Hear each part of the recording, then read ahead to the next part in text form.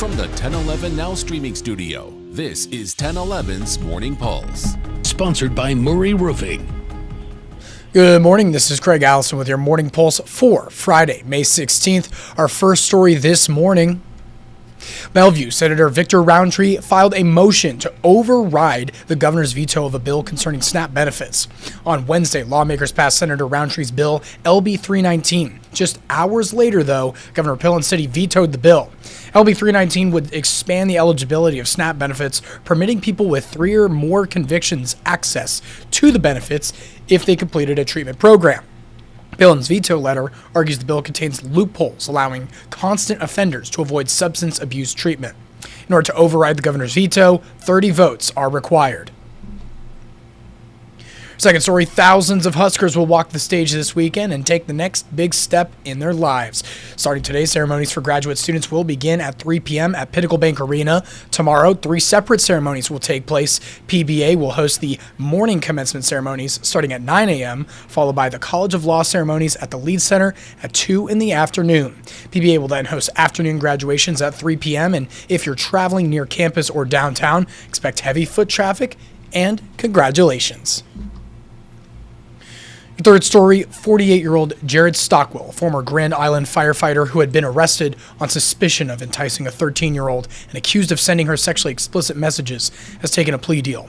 In doing so, his felony charges have been tossed out. He instead pleaded no contest to a misdemeanor charge of attempted child abuse in Hall County Court this week. He was ordered to pay $250 in fines as well as the prosecution's court costs. Last July, deputies arrested him at his home, and he resigned from the fire department in September.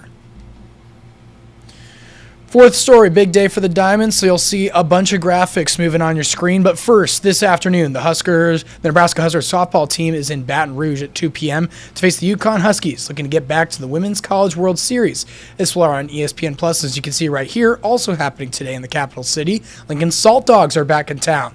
Salt Dogs start a 6-game homestand versus the Winnipeg Goldeyes tonight at 7:05 after beginning the season on the road. And again, those first 3 games of the 6 homestand is against Winnipeg Goldeyes, starting again tonight at 7:05.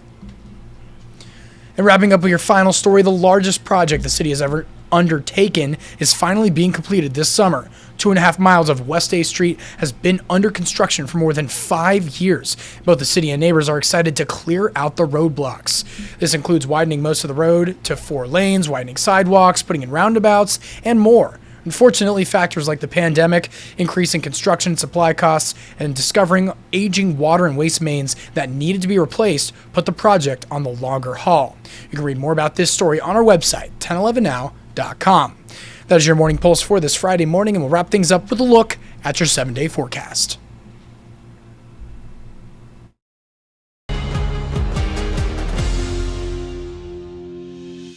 You've been listening to 1011's Morning Pulse.